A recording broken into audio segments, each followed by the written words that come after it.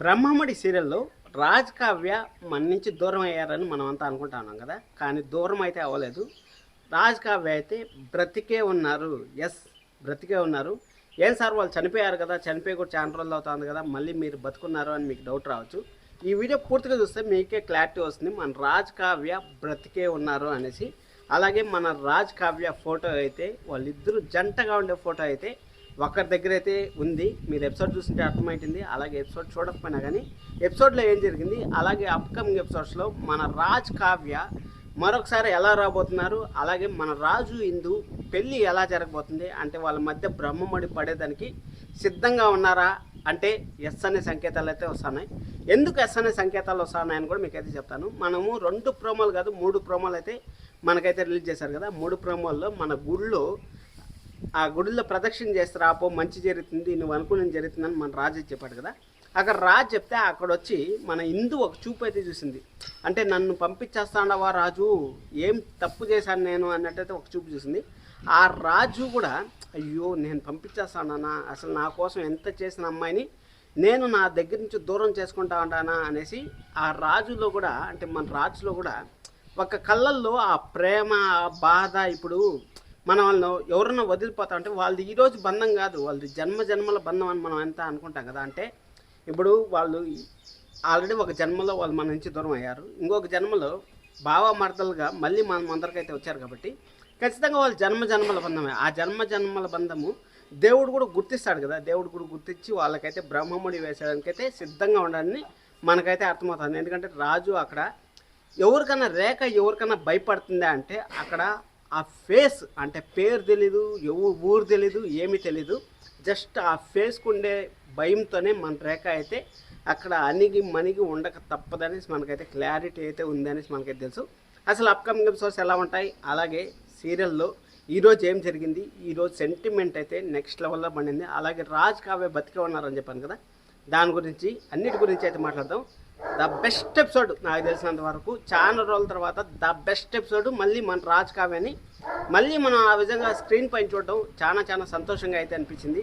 Next level మన శృతిని కూడా మళ్ళీ చూసాము. శృతి కూడా చాలా రోజులు అయిన తర్వాత మన శృతి ఎపిసోడ్లో కూడా శృతి కూడా మనకు ఒక ఎమోషన్, బ్రహ్మముడి యాక్టర్స్ అంటేనే ఫుల్ ఒక ఎమోషన్తో అయితే మనకు ముడిపడి ఉంది కదా. అది చిన్న క్యారెక్టరా పెద్ద క్యారెక్టరా అని కాదు, అలాంటిది శృతి కూడా మనల్ని ఆ ఫోటో దాచుకొని సార్ గోడ పైన కూడా పెట్టలేకపోతా ఉన్నాను సార్, మీలాంటి మనుషుల్ని నేను దొంగతనంగా చూసుకోవాల్సి వస్తాను సార్, ఈ కంపెనీని ఎవరు కాపాడతారని వెయిట్ చేస్తాను సార్, ఈ కంపెనీని ఎవరు నడిపిస్తారని వెయిట్ చేస్తాను సార్, 25 సంవత్సరాల నుంచి ఈ కంపెనీ కోసం నేను తాపత్రపడతా ఉన్నాను, ఈ కంపెనీని ఎవరు మెయింటైన్ చేస్తారు, ఎవరు ఈ కంపెనీని పైకి లేపుతారు, ఈ కంపెనీని ఎవరు సాధిస్తారు అనేసి అన్నప్పుడు మన రాజుని అయితే చూపించారు. డెఫినెట్గా ఇంకా హిందూకి అంత పోగొట్టు రావాలంటే, హిందూలో ఉండే భయాన్ని పోగొట్టాలంటే ఖచ్చితంగా రాజు ఒక మిడిల్ క్లాస్ ఫ్యామిలీలో ఎన్ని కష్టాలు ఉన్నాయో మన రాజు అయితే చెప్పాడు కదా. ఆ రాజు చెప్పిన మాటలు కూడా మనకి హిందూకి అయితే బాగా వర్తిస్తాయి. ఎందుకంటే హిందూ మిడిల్ క్లాస్లో బతికినట్టే ఉన్నా కానీ ఒక రిచ్ లైఫ్లో అయితే బతికింది. అంటే పెద్ద ఇల్లు, అంటే ఎమోషన్సే, అంటే ఫ్యామిలీ ఎమోషన్స్ ఉన్నాయి కానీ డబ్బు వాల్యూ తెలీదు, అవన్నీ తెలియకుండా పెరిగింది కాబట్టి మన హిందూకి అయితే ఆ విధంగా తెలియదు కాబట్టి మన రాజు ఎక్స్ప్లెయిన్ చేయడం విధానం మాత్రం నెక్స్ట్ లెవెల్ అనిపించింది. అసలు ఎపిసోడ్లో ఏం జరిగింది క్లియర్ కట్గా అయితే మాట్లాడదాం. అది అయిపోయిన తర్వాత అప్కమింగ్ ఎపిసోడ్స్ ఎలా ఉంటాయనేది మాట్లాడదాం. వీడియోని అయితే చివరి వరకే చూడండి, లైక్ చేయడం అస్సలు మర్చిపోతండి. ఇన్ కేసు మీరు బ్రహ్మముడి ఫ్యాన్స్ అయితే సబ్స్క్రైబ్ చేసుకోండి. వారంలో 1-2 రోజులు అయితే ఖచ్చితంగా మంచి ఎపిసోడ్స్ వస్తూ ఉంటాయి కాబట్టి నేను కూడా బిజీ షెడ్యూల్లో ఉండడం వల్ల అయితే రివ్యూ అయితే కంటిన్యూస్గా చేయలేకపోతున్నాను. కానీ సండే మాత్రం ఖచ్చితంగా నేనైతే ఫిక్స్ అయ్యాను బ్రహ్మముడి అప్కమింగ్ ఎపిసోడ్స్ చేయాలనేసి.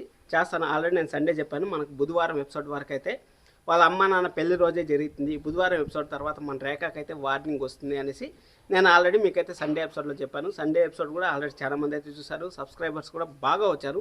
అలాగే లైక్స్ కూడా నేను 100 అయితే టార్గెట్ ఇచ్చాను. 100 దగ్గర ఉన్నారు. ఒకవేళ ఎవరన్నా మీరు లైక్ చేయకుండా అంటే ఈ వీడియోకి లైక్ చేయండి, ఆ వీడియోకి కూడా వెళ్ళి చూసి లైక్ చేయండి. అప్కమింగ్ ఎపిసోడ్స్ ఏముంటాయని తెలుస్తుంది మీకు. సరే అనేసి మనకి ఈరోజు ఎపిసోడ్లో కానీ వెళ్ళిపోయినట్టయితే ఎపిసోడ్ స్టార్టింగ్ ఒక ఎమోషన్స్తో అయితే స్టార్ట్ అయింది. అంటే అందరూ చాలా మెచ్చుకున్నారమ్మా. అంటే కట్నాలు రాసేదానికి మనకు పెళ్ళికి పోయినప్పుడు, లేకపోతే ఎవరన్నా గృహప్రవేశానికి పోయినప్పుడు, లేకపోతే ఎవరన్నా బర్త్డేకి పోయినప్పుడు మనం ఎలాగైతే గిఫ్ట్లు కొంతమంది తీసుకుపోతారు, డబ్బులు కొంతమంది ఇస్తారు. ఆ డబ్బులు మనకు మిడిల్ క్లాస్ ఫ్యామిలీకి ఆ డబ్బులు కూడా ఒక ఎమోషన్. ఎందుకంటే 10 రూపాయలు వస్తుందంటే ఆ 10 రూపాయలు మన నుంచి మళ్ళీ వాళ్ళకైతే మనం సమర్పిస్తాం. అది మనమే పెట్టుకోమనుకోండి, వాళ్ళ పేర్లు చీటీలో వాళ్ళ బుక్లో వాళ్ళ పేర్లు రాసుకొని ఎవరు మనకు 1000 రూపాయలు ఇచ్చారా ఆ 1000 రూపాయలు వాళ్ళకైతే ఇచ్చేకైతే మనం సిద్ధంగా ఉంటాం కాబట్టి ఆ 1000 రూపాయలు వాళ్ళు 10 రూపాయలు రాని చాలు అనేసి. ఎందుకంటే అట్లాంటి పరిస్థితుల్లో ఉన్నారు వాళ్ళు. చెప్పాం కదా జీరో బడ్జెట్లో ఎలాగైనా సరే చేయాలనేసి వాళ్ళు ప్రయత్నాలు చేస్తూ ఉంటారు కదా. ఆ జీరో బడ్జెట్లో చేయాలంటే ఖచ్చితంగా వాళ్ళకు కూడా ఏదో ఒకటి వస్తుందిలే. చికెన్ కూడా లేదు. చికెన్ అంటే ఒక మిడిల్ క్లాస్ ఫ్యామిలీకి ఎంత అఫెక్షనో మనకు తెలుసు. నేను సండే అనాలిసిస్లో కూడా అదే చెప్పాను. చికెన్ అనేది మనకు ఖచ్చితంగా కావాలి. చికెన్ అనేది ఖచ్చితంగా ప్రతి ఒక్క ఆదివారం తెచ్చుకుంటాం. ఒకప్పట్లో అయితే పండుగ వచ్చినప్పుడు మాత్రమే మనం అయితే చికెన్ తినేవాళ్ళం అనేసి నేను చెప్పాను కదా. ఎగ్జాక్ట్గా చికెన్ ఒక ముక్క దొరికిపోయేసరికి ఆ చికెన్ అన్న మనం తెచ్చుకొని తినచ్చు కదా వాళ్ళు ఇచ్చిన డబ్బులతో, వాళ్ళు తినిన డబ్బులతో అనేసి వాళ్ళైతే మన అలాగే మన రాజ్ ఫ్రెండ్ అయితే ఏదో చేశారు, ప్లాన్ అయితే చేశారు. ప్లాన్ చేస్తే ఆ ప్లాన్ అయితే మన హిందూ వచ్చి అయితే అక్కడైతే మొత్తాన్ని స్కిప్ చేసింది. స్కిప్ చేసిన తర్వాత అక్కడ మొత్తం అయిపోయింది. అమ్మ నాన్న హ్యాపీ, అలాగే రాజు వాళ్ళ తమ్ముడు హ్యాపీ, అలాగే హిందూ హ్యాపీ, నందు హ్యాపీ, అందరూ హ్యాపీ, ఆల్మోస్ట్ వాళ్ళందరూ హ్యాపీ. ఇక్కడ ఒక ఎమోషన్ అనేది ఒకటి ఉంటుంది. మనం ఏదైనా సరే సక్సెస్ సాధించినా కానీ, ఒక బర్త్డే, ఒక పెళ్లి రోజు ఏదైనా మనం ఏదైనా ఒక కోరిక తీరిందంటే మనం ఖచ్చితంగా మనం కేక్ అనేది తెచ్చి కట్ చేసుకుంటాం. ఆ కేక్ లేదు అని అనుకునే సమయంలో ఎవరో ఒకరు శత్రువు అయినా పర్లేదు మనకు ఒక లోటు అనేది ఉంటుంది కదా. అబ్బా ఇన్ని చేసాము, కేక్ మర్చిపోయినామనే ఒక లోటు అనేది ఉంటుంది కదా. ఆ కేక్ మర్చిపోయినామనే లోటు లేకుండా అక్కడ విలన్ అయితే కేక్ తెచ్చైతే మనం అందరూ అయితే ఇచ్చాడు. మనం విలన్ కూడా థ్యాంక్స్ చెప్పుకోవాలి బా. ఎందుకంటే అంటే కొన్నిసార్లు విలన్ చేసే పనులు కూడా మనకైతే హెల్ప్ చేస్తాయి. మనకు చెడు చేయాలనుకున్నా కానీ ఇప్పుడు బాణాలు వేస్తూ ఉంటారు, రాళ్ళు వేస్తూ ఉంటారు. ఆ రాళ్ళు తీసి మనం వెనకాల వేసుకొని మనం పునాది క్రియేట్ చేసుకోవాలి అనేసి అంటారు కదా. అదేవిధంగా మన రాజు ఇందుకు కలిసేదానికి పునాది వేసింది ఆ విలనే కదా. వాళ్ళ పేరు గుర్తులేదు. ఆ విలనే కదా వేసింది. ఆ విలన్ వేయడం వల్లనే కదా మన రాజు కావ్య ఈరోజు ఇంత క్లోజ్గా, ఇంత ఎమోషన్గా వాళ్ళ అమ్మ నాన్న పెళ్లి రోజు చేసేంత శక్తికి వాళ్ళు వచ్చారు. అందుకోసం అనేసి మొత్తానికి అయితే కేక్ తెచ్చాడు. కేక్ తెచ్చిన తర్వాత ఆ కేకులో అయితే విషయం కలిపాడు అనేసి మన రాజు అయితే కొంచెం భయపడ్డాడు. ఎవరన్నా అంతే, ఇప్పుడు మన శత్రువులు మన కేక్ తెచ్చినా, చాక్లెట్ తెచ్చినా, ఏమైనా తెచ్చినా, అరే మన అమ్మ నాన్నలు ఏమైనా చేశాడు, మనం డబ్బులు ఇవ్వలే కదా వాళ్ళకి అనేసి భయపడతాం. అందుకోసం అనేసి మీరు కేక్ తినద్దండి అనేసి అంటే అక్కడ మన సాహో అయితే చెప్పినాడు. సాహో అతని పేరు. సాహో అయితే చెప్పినాడు. ఏం చెప్పాడు, ఏం ప్రాబ్లం లేదు, ఇప్పటికైతే నేనేం కలపలేదు దాంట్లో, కానీ నా డబ్బు రాకపోతే మాత్రం ఖచ్చితంగా నేను మీ గంటకి మీ వల్ల ఆయుష్ తగ్గుతుంది అనేసి. ఇక్కడ కన్న తల్లిదండ్రి అని తెలియదు కాబట్టి మన రాజు అయితే అంత ఎమోషన్ అయితే చూస్తూ ఉంటాడు. అంత ఎమోషన్ చూసిన తర్వాత చాలా ఇబ్బందులు అయితే పడుతూ ఉంటాడు అబ్బా. ఎందుకంటే ఎలాగైనా సరే రిచ్గా బతకాలి. ఎందుకంటే మేనమామ రక్తం ఆడ పారుతూ ఉంది కదా. మేనమామ పోలికలు ఎక్కడి నుంచి పోతాయి చెప్పండి. ఇప్పుడు అమరేంద్ర బాహుబలిలో ఆ పవర్ తెలిసేంతవరకే కష్టం. వన్స్ పవర్ తెలిసిన తర్వాత ఎంత పెద్ద విలన్ అన్నా సరే, ఎంత పెద్ద కొండ ఉన్నా కానీ ఢీ కొడదామనేసి పోయి అంత శక్తి మనలో ఉంటుంది. ఎందుకంటే మన చరిత్ర మనకు తెలిసిన తర్వాత ఆ చరిత్రకి అయితే రాజుకైతే తెలియదు కాబట్టి ఇప్పుడు అణిగి ఉన్నాడు. సరే మొత్తానికి అయితే వార్నింగ్ అయితే ఇచ్చాడు. మీ ఇంట్లో వాళ్ళకి దిన గండంగా ఉంటుంది, గంటకి ఆయుష్ తగ్గుతూ ఉంటుంది అనేసి మన సాహో అయితే అక్కడ వార్నింగ్ అయితే ఇచ్చాడు. వార్నింగ్ ఇచ్చినా కానీ మన రాజు అయితే ఇంకేం చేస్తారు చెప్పండి. ఖచ్చితంగా వాళ్ళ ఫ్యామిలీని రక్షించుకోవాలనుకుంటే ఇంక హిందూని బలి చేయక తప్పదు. ఎందుకంటే డబ్బు కావాలి, ఖచ్చితంగా డబ్బు కావాలి కాబట్టి సరైన రేఖాకి అయితే ఫోన్ చేశాడు. రేఖకు ఫోన్ చేసి మీరేమనుకుంటా ఉంటారు, ఇంతవరకు డబ్బు తెచ్చిలేదు, అసలు మీరేం మాట్లాడుతూ ఉంటారు, అసలు మీకు ఏమైనా భయం ఉందా, మీకు 24 గంటలు టైం ఇస్తా ఉన్నాను అనేసి రేఖకి 24 గంటలు టైం ఇచ్చాడు. అలాగే మన అపర్ణ గారు 2 రోజులు మాత్రమే టైం ఇచ్చారు. ఇక్కడ ఎట్ట అయిపోయిందంటే రేఖ పరిస్థితి అంతా వచ్చి కమ్మేసినట్టు అయిపోయింది. కమ్మేసినట్టు అయిపోతే సరే ఎలాగైనా సరే హిందూని పట్టుకొని వచ్చి ఆస్తి పేపర్ల పైన సంతకం పెట్టించుకుంటే ఆస్తి పేపర్ల నుంచి మనం ఎలాగైనా సరే బయటపడచ్చు, ఆస్తి అంతా మనకు వచ్చిన తర్వాత బయటపడచ్చు అనేసి మన రేఖ అయితే సతమతమైతే అయిపోతుంది. సతమతం అయిపోయేటప్పుడు మన శృతిని అయితే చూపించారు. నేను ఎవరబ్బా ఈ కొత్త ఫేస్ అంటే మన రేఖని చూపించి ఆలోచన చేస్తా ఉంటే శృతిని అయితే చూపించారు. శృతి వచ్చి అక్కడ ఇప్పుడు పెద్ద అమ్మాయిలాగా అయితే అయిపోయింది. శృతి గారు అనాలి మనం ఇప్పుడు.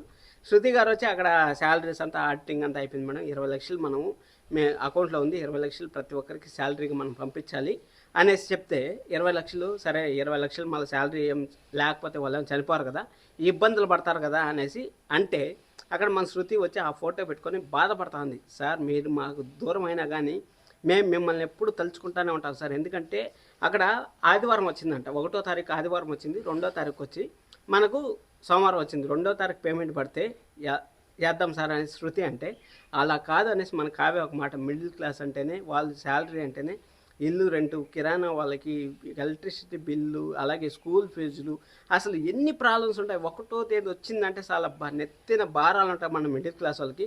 అలాంటి భారాలను అయితే మన కావ్య అయితే అక్కడ ఆ విధంగా కావ్య అయితే ఎక్స్ప్లెయిన్ చేసిందంటే ఇక్కడ కావ్య వచ్చి మిడిల్ క్లాస్ ఫ్యామిలీస్కి ఏముంది మీలో ఆనందం ఉంది కదా అనేసి అని చెప్పడం భలే సింక్ అయిందని చెప్పచ్చు. అక్కడ కావ్య అంటే వాళ్ళ బాధలు ఎక్స్ప్లెయిన్ చేసింది. మిడిల్ క్లాస్లో ఎలాంటి ప్రాబ్లమ్స్ ఉంటాయి, ఎలాగ ఇబ్బంది పడతారు మిడిల్ క్లాస్ వాళ్ళు అనేసి కావ్య ఎక్స్ప్లెయిన్ చేస్తే, ఇక్కడ నందు వచ్చి కావ్య కూతురు వచ్చి మీరు మిడిల్ క్లాస్ వాళ్ళు మీకు ఆనందాలు ఉన్నాయి, మీకు అంత హ్యాపీనెస్ ఉంది అనేసి చెప్తా అంటే రెండింటికి మాత్రం సింక్ అయితే భలే కుదిరిందని చెప్పొచ్చు. మీ ఫోటోలను గోడ పైన కూడా పెట్టలేకపోతున్నాం అనేసి అంటూ ఉంటారు. కానీ మన రాజ్ కావ్య మన నుంచి దూరం అయినా కానీ మన మనసులో ప్రతిరోజు రాజ్ కావ్య అనే మాట వస్తూ ఉంటుంది. ప్రతి ప్రోమో కింద రాజ్ కావ్య అనేసి వస్తూ ఉంటుంది. అది అయిపోయిన తర్వాత ప్రతి ఒక్కరు అంటే ఫోటో ఒకటి ఉంది కాబట్టి ఇప్పుడు మన ఇందుకైతే ఒక అవకాశం అయితే వచ్చింది, వాళ్ళ అమ్మని చూసే అవకాశం అయితే వచ్చింది. ఎందుకంటే ఆ బుక్లో వాళ్ళ అమ్మ ఫోటో అయితే ప్రింట్ చేశారు, కానీ వాళ్ళ అమ్మ నాన్నని ఒకేసారి చూడలేదు కాబట్టి వాళ్ళ అమ్మ నాన్నని ఆ ఇందుకని ఆ ఫోటో చూసిందంటే ఇన్ కేసు ఆఫీస్కి పోయేసి అక్కడ మన శృతి దగ్గర సంతకం పెట్టించాలనుకుంటుంది కదా, మన రేఖ అయితే సంతకం పెట్టించు ఆఫీస్లో పోయి పెట్టాల్సి వచ్చింది అనుకోండి, అప్పుడు మా అమ్మ నాన్న ఫోటో అక్కడ ఇందు ఆ శృతి దీంట్లో కానీ చూసిందంటే అప్పుడు ఏం నా బావ నన్ను ఇంత మోసం చేసింది అనేసి మన ఇందు పోయేసి బావ గురించి అంటే ఎందుకు కథ చెప్పినా అంటే మన రాజు ఖచ్చితంగా మిడిల్ క్లాస్ ఫ్యామిలీ అంటేనే ఒక రియలైజేషన్ ఉంటుంది కదా, ఆ విధంగా అయితే వాళ్ళకైతే జరిగే ఛాన్స్ అయితే ఉంటుంది. మళ్ళీ 20 లక్షలు మాత్రమే ఉంది కాబట్టి రేఖ దగ్గర 20 లక్షలు అయితే అడ్వాన్స్ ఇచ్చి మిగిలిన 80 లక్షలు సంతకం పెట్టిన తర్వాత ఇస్తా అని చెప్పే ఛాన్స్ అయితే వెరీ హైగా ఉంటుంది. కానీ ఆ బాధ ఆ ఎమోషన్ అయితే మన రాజు హ్యాండిల్ చేయలేరు కాబట్టి నాకు మొత్తం డబ్బులు ఇచ్చేసి మీ ఇందుని తీసుకెళ్ళండి అనేసి మన రాజు అయితే తీసుకొని వచ్చేసి ఛాన్స్ అయితే ఉంటుంది. అప్పుడు ఇన్ కేస్ పోలీస్ వాళ్ళని వీళ్ళని తీసుకుపోయి ఏమైనా చేద్దాం అనుకుంటే అది అఫిషియల్గా చేయట్లేదు కాబట్టి మన నందు ఎలాగో సపోర్ట్గా ఉంది కాబట్టి రాజు కావ్య అయితే విడిపోరనుకుంటున్నాను. అలాగే ఇందు అయితే మన రేఖ చేతులకు అయితే వెళ్ళిపోదని నాకైతే అనిపిస్తుంది. కానీ మన రాజ్ కావ్య అయితే బతికే ఉన్నారు. మన లైఫ్లో ప్రతిరోజు రాజ్ కావ్య గురించి అయితే మనం ఏదో ఒక నెంబర్ వేసుకుంటూనే ఉంటాం కాబట్టి వాళ్ళు లైవ్గానే ఉంటారని మనకైతే అనిపిస్తుంది. వాళ్ళు చనిపోయినా కానీ ఎప్పటికీ చరిత్రలో కొన్ని పేర్లు అట్టే నిలిచిపోతాయి కదా, అలాగే రాజ్ కావ్య అనే పేరు కూడా నిలిచిపోతుంది. ఇప్పుడు రాజు ఇందుగా మనం ముందర అయితే కనపడతా ఉన్నా కానీ మనం రాజ్ కావ్య ఎలాగని చూస్తున్నాం కానీ వాళ్ళు రాజు ఇందులాగా అయితే చూడట్లేదు కాబట్టి ద బెస్ట్ ఎపిసోడ్స్ రేపు కూడా మంచి సెంటిమెంట్ ఎపిసోడ్స్ అయితే రాబోతుంది. అలాగే ఒక మిడిల్ క్లాస్ ఫ్యామిలీ ఎలాగ ఉండాలో ఎలాగ బతకాలనేసి మనకి ఈరోజు అయితే చూపించడం మాత్రం సూపర్ అనిపించింది. అలాగే మన రాజు ఇందు బాండింగ్ మాత్రం ఒక 1 వీక్ అయితే సీరియల్ ఎక్కడికో తీసుకెళ్ళిపోయారు. 1000 ఎపిసోడ్స్ అయిన తర్వాత ఇప్పుడు 1020 ఎపిసోడ్స్ అయితే అయింది. 1020 ఎపిసోడ్స్లో ద బెస్ట్ ఎపిసోడ్స్ అయితే వస్తాను. ఒక్కొక్క ఎపిసోడ్ అయితే రేపు ఇంకా ద బెస్ట్ ఎపిసోడ్ అయితే వచ్చే ఛాన్స్ అయితే ఉంటుంది. సాటర్డే ఇంకా బెస్ట్, మళ్ళీ మనం సండే అనాలిసిస్లో ఇంకా కొన్ని మాట్లాడుతున్నాం. సబ్స్క్రైబ్ చేసుకోండి, రెడీగా ఉండండి. టీఆర్పీ రేటింగ్స్లో నెంబర్ 1 ప్లేస్లో వచ్చే ఛాన్స్ అయితే వెరీ హైగా ఉంటుంది. చూద్దాం. Thank you so much.